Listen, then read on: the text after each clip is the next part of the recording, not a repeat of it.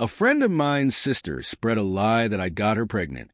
My parents cut me off, but now the truth is out, and they're crawling back. Sometimes life hits you in the face when you least expect it. You live, trust people, make plans for the future, and believe that the person next to you feels the same. But when that trust is broken, and you realize you've been deceived by the one you trusted most, what then? It's not just betrayal, it's a disaster that shatters your soul. My name is Jason, and this is the story of my revenge. A revenge I carefully planned after finding out that my wife Chloe was cheating on me. I'm just an ordinary guy, really. I fell in love with Chloe when we were young, when everything still felt possible. We were full of dreams, thinking the world was ours for the taking. We'd been together for 5 years I thought were perfect. I busted my ass every day, working, saving, building a life for us. I thought I was doing it all for the both of us, but all of that, it crumbled in one stupid moment. Everything fell apart in the most ridiculous, absurd way. I had planned this family photo shoot, a surprise for her.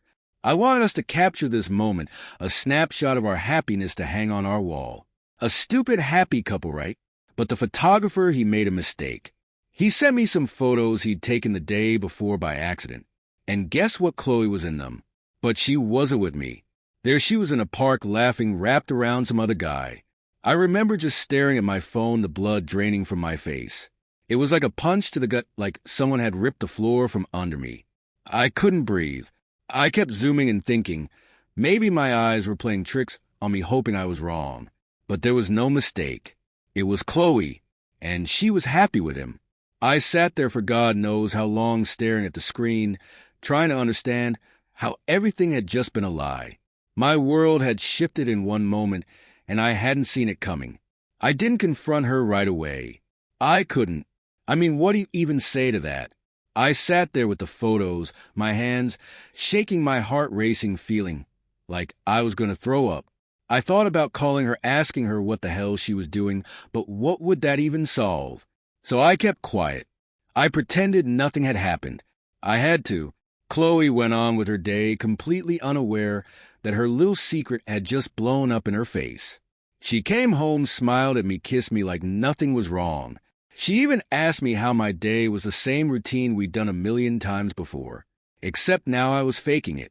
I was looking at her, wondering how long she'd been faking it too. The hardest part?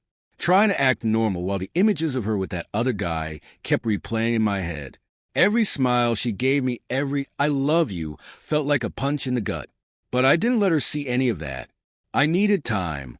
Time to think, time to plan. That night, as she slept beside me, I lay awake staring at the ceiling. Her soft breathing, the way she curled up next to me, it all felt like a lie. I could have screamed. I could have shaken her awake and demanded answers. But I didn't. Instead, I stayed quiet.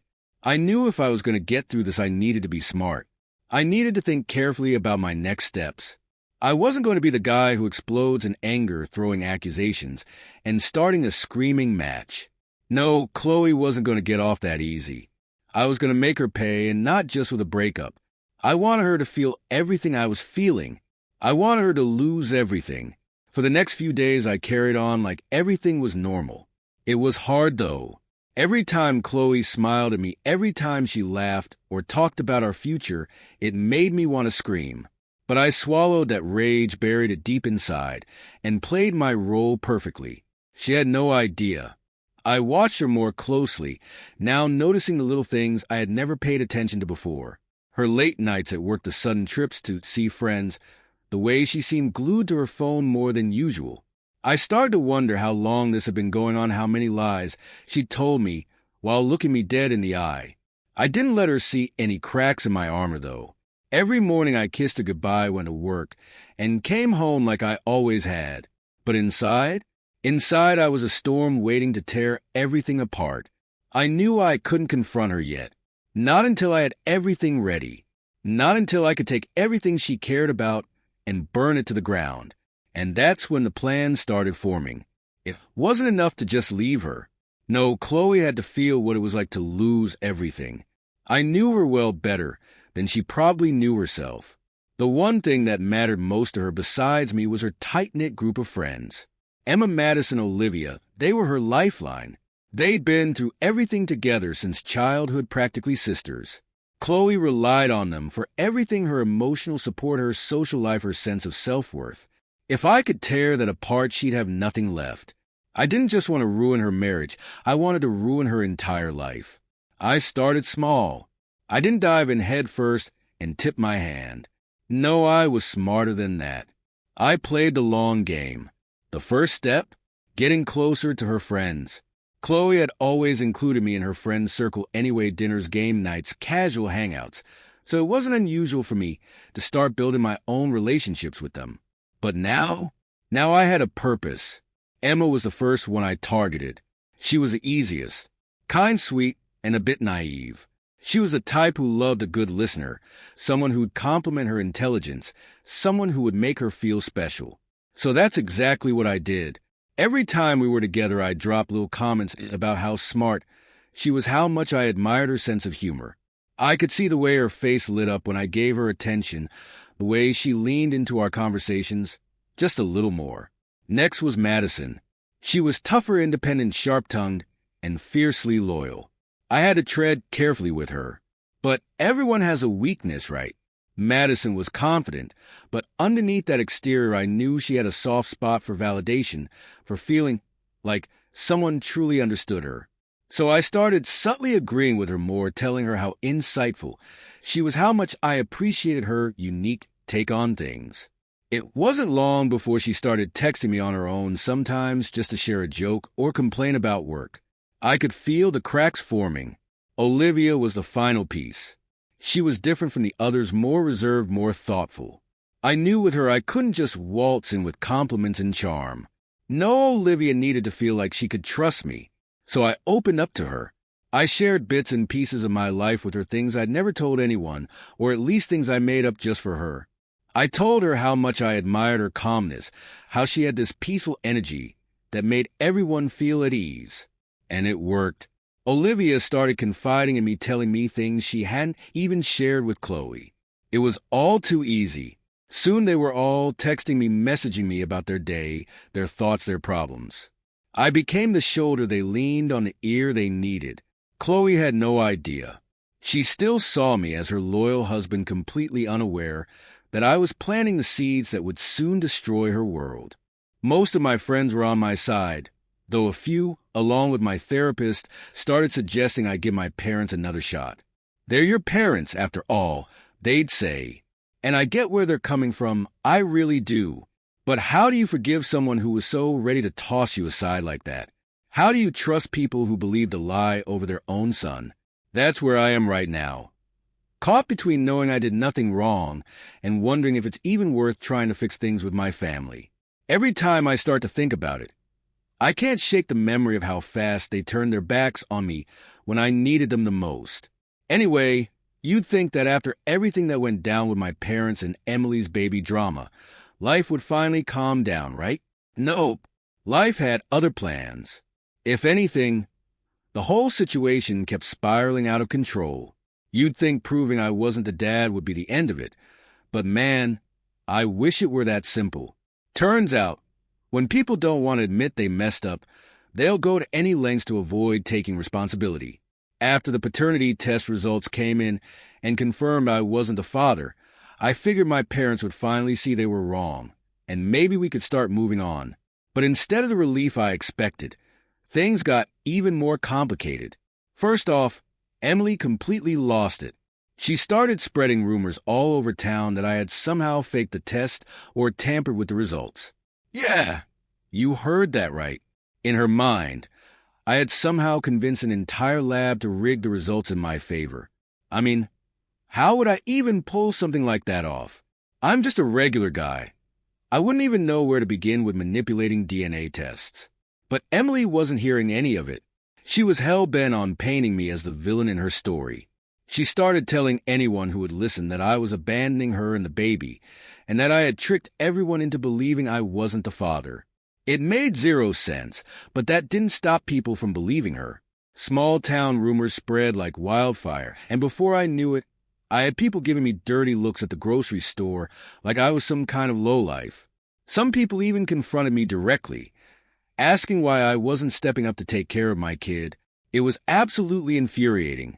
I had the paternity test results to prove I wasn't the father, but it seemed like no one cared. Emily was out there playing the victim, and I was the one getting blamed for something I had nothing to do with. I had never felt so powerless in my entire life. It's one thing when your family turns against you, but when an entire town starts seeing you as the bad guy, that's a whole new level of frustration. Things just hit different after all that went down. And my parents, well, they were still trying to act all friendly, but it was obvious they didn't know how to handle the situation either. My mom would call and leave these long, emotional voicemails, talking about how all she wanted was for the family to be together again. She never even mentioned what had happened. Just tried to sweep everything under the rug like none of it had ever gone down. She even had the nerve to suggest I come over for dinner, as if sitting around a table together was going to magically fix all the damage they had caused. It wasn't just awkward, it was insulting.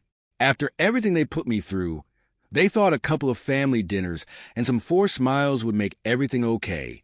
No apology, no acknowledgement of how badly they screwed up, just, let's move on. It was like they didn't even realize how much trust they had shattered. And that's the thing, once trust is broken like that, it's not something you can just glue back together with a meal and a hug. It takes real work, real effort to rebuild, and they weren't even willing to admit they were wrong in the first place. The final straw came when my dad tried to bribe me. He literally sent me an email offering to buy me a new car if I'd come back to the family. Like, what? They really thought they could just buy my forgiveness? It was so out of touch with reality that I didn't even know how to react. I just stared at that email for a good while, trying to figure out if this was some kind of joke. But no, my dad was dead serious. I didn't respond. I couldn't. What could I even say to something like that? It was clear they didn't care about fixing things the right way. They just wanted me back in their lives because it was easier for them. And the fact that they thought money could fix everything made me realize how little they actually understood what they had done. But the worst part came later, when I found out that Emily had started reaching out to people I knew, trying to pull them into her drama. She even contacted my ex, Sarah, and tried to convince her that I was some awful person who had abandoned his kid. Now, Sarah and I hadn't talked in years, but out of nowhere, I get a text from her saying we need to talk. At first, I had no clue what she was talking about, but when she explained that Emily had been messaging her, trying to stir up old drama, I was absolutely livid. I called Emily and told her straight up to stop. I was done with the games, done with the lies, and I wasn't going to let her drag my friends and exes into her mess. But she just laughed and hung up on me. It was like talking to a brick wall. She was so lost in her own fantasy world that nothing I said could get through to her. At that point, I seriously considered getting a lawyer involved. I didn't want to go that route, but what choice did I have? Emily was out there ruining my reputation. My parents were enabling her, and I felt like I had no one in my corner. Sure, my closest friends were on my side, but even they didn't know the full extent of how bad things had gotten. Eventually, I had to make a decision. I couldn't keep living in this constant state of stress, always waiting for the next rumor to pop up or the next wild accusation to come my way. So, I decided to cut ties completely, not just with Emily, but with my parents too. It wasn't easy. Honestly, it sucked. But I knew I couldn't keep letting them drag me down. I wrote my parents a long email, laying everything out. I told them how betrayed I felt, how they had failed me, and how I couldn't trust them anymore. I didn't sugarcoat it. I told them straight up that I wasn't ready to forgive them, and I didn't know if I ever would be. I made it clear that if they wanted any chance of having a relationship with me in the future, they'd have to start by actually apologizing and taking responsibility for their actions. No more pretending everything was fine. No more sweeping things under the rug. As for Emily, I blocked her on everything. I couldn't deal with her manipulations anymore. She wasn't my problem, and I wasn't going to let her drag me down any further. I even had to tell Mike, her brother, that I couldn't be around his family for a while. That was tough, because Mike's always been a solid friend, but I had to prioritize my own well-being. It's been a few months since I cut them off, and honestly, it's been a relief. Sure, there are days when I feel guilty or second-guess myself, but overall, I know I made the right choice. I know I made the right call. Sometimes, you've just got to walk away, even when it's the hardest thing to do. Yeah, it's messy and complicated, but at least now I'm not constantly looking over my shoulder, waiting for the next disaster to hit. For the first time in a long time, I can finally breathe again.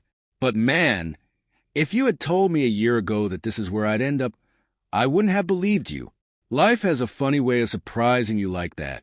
Update 1. All right, so here's where things got even stranger.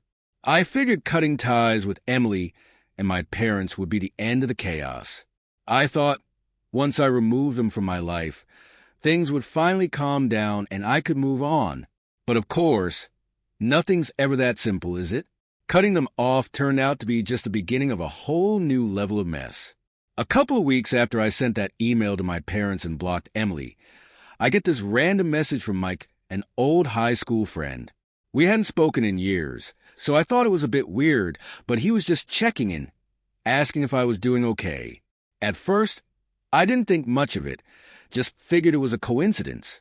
But then he told me that my parents had reached out to him. Now, Mike and I weren't even that close back in the day, so for my parents to contact him, huge red flag. Apparently, my parents have been going around trying to get people to talk to me on their behalf. We're talking old friends, distant relatives, even people I barely knew. They were telling everyone that I was in a bad place and that they were concerned about me. It was like they were trying to paint me as the one who was unstable. And the worst part, they were making it seem like I was the one who needed to apologize for cutting them off. Mike was cool about it, though. He knew something was off and just wanted to give me a heads up. But it didn't stop there. Over the next few days, I started getting messages from all sorts of people. People I hadn't spoken to in years, people I barely knew. And they were all saying the same thing. Your parents are really worried about you, or maybe you should give them another chance. It was insane. Somehow, my parents had convinced all these people that I was the bad guy in this situation, that I had lost it and needed to make amends. I couldn't believe it. Here I was, just trying to move on with my life. And my parents were out there running a full-on PR campaign, trying to make me look like the villain. It felt like I was living in some sort of alternate reality where nothing made sense. But the final straw? My parents reached out to my boss. Yeah, you heard that right. They called my job. I don't even know how they got his number, but somehow they managed to track down my boss's contact info and called the office, telling him they were worried about me, claiming I wasn't in the right headspace. Can you imagine how humiliating that was? One day, my boss pulls me into his office, looking all serious, and asks if everything's okay at home. I was stunned. I didn't even know what to say at first. Like, what do you even say when your boss is asking if your parents think you've gone off the deep end? I explained the whole situation to him, and thankfully, he was super understanding. He even apologized for bringing it up. But the damage was done. My own parents were out there trying to sabotage my job now. After that, I had no choice. I went to a lawyer and started the process of getting a restraining order against them. I didn't want things to go that far, but what choice did I have? They were messing with my career, my friends, and my peace of mind. I had to protect myself, even if it meant legally cutting them off. The process was long and stressful, court dates, paperwork, and just a ton of anxiety. But at the same time, I felt this weird sense of relief. Finally, I was taking control of the situation. No more letting them invade every part of my life. No more letting them manipulate the narrative. Of course, when they found out about the restraining order, all hell broke loose. My mom sent me this long, guilt-trippy email about how she never imagined her own son would do something like this, and how family is supposed to stick together no matter what. She kept saying I was the one tearing the family apart, that I was the one causing all the pain. It was classic manipulation, but I didn't bite. I didn't even respond. I wish I could say that was the end of it, but things got worse before they got better. One day, I came home from work to find my car had been vandalized. Someone had keyed the word liar into the side of it. I didn't have any proof that it was my parents, but honestly, who else would it be? I hadn't told anyone about the restraining order except for a few close friends.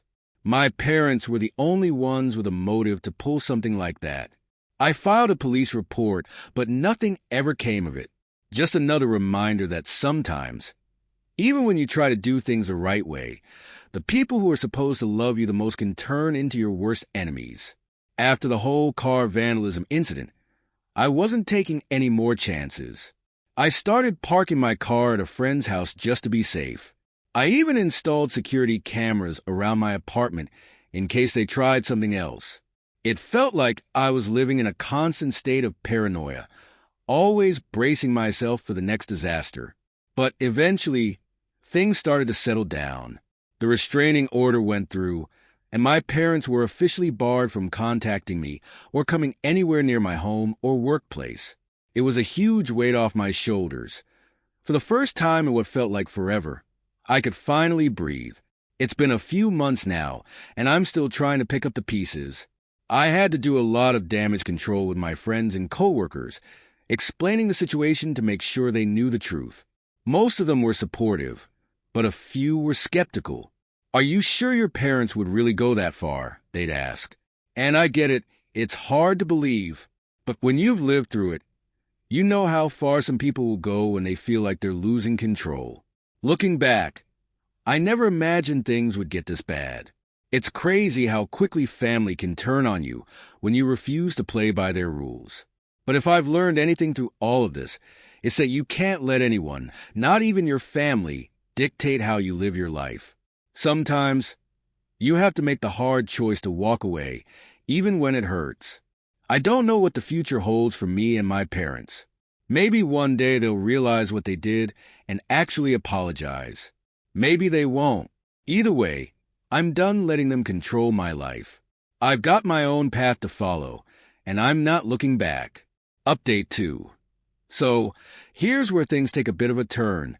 After I finally got the restraining order and started trying to rebuild my life, I thought things would finally settle down.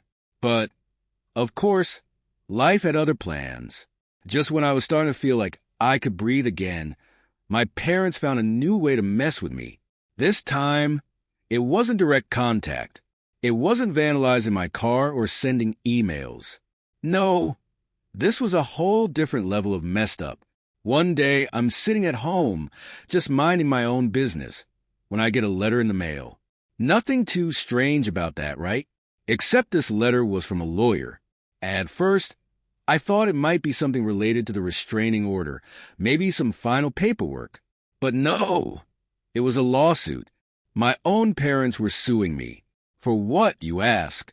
Emotional distress. I couldn't believe what I was reading. They were actually suing me for cutting them off, claiming that my actions had caused them severe emotional damage and that they were entitled to compensation. They even claimed that I had alienated them from the rest of the family, which was complete nonsense. They were the ones who had isolated me, not the other way around.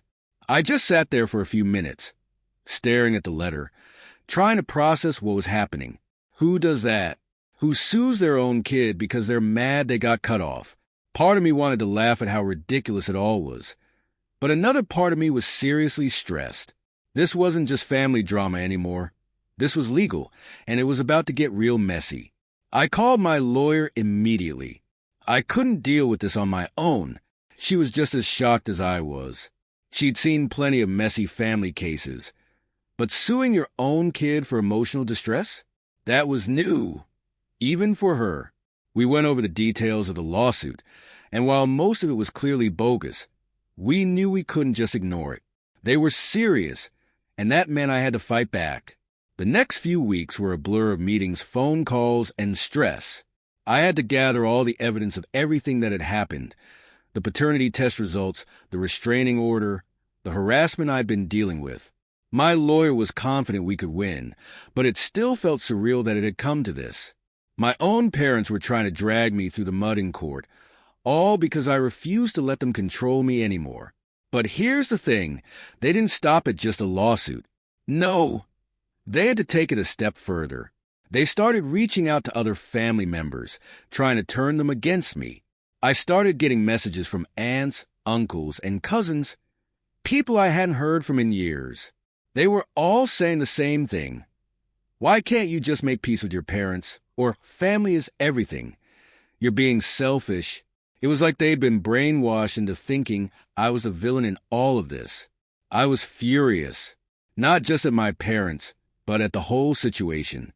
It felt like no matter what I did, no matter how much I tried to protect myself, they always found a way to twist the narrative and make me look like the bad guy.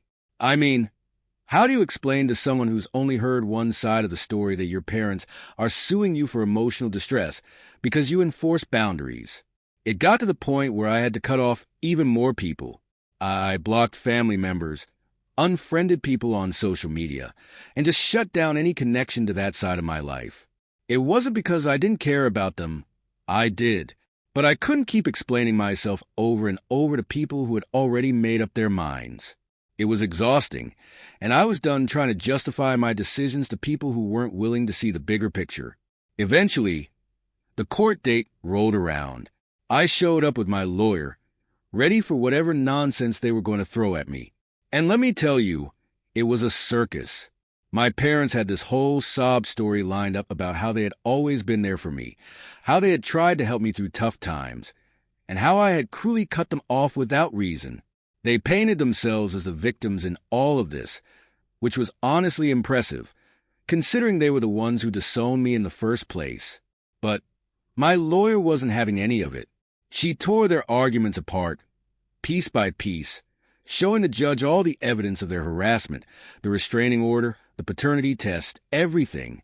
It was brutal, and by the end of it, you could see the judge wasn't buying their story. The judge ruled in my favor, obviously. The lawsuit was thrown out, and my parents were ordered to pay my legal fees, which was a small victory in the grand scheme of things.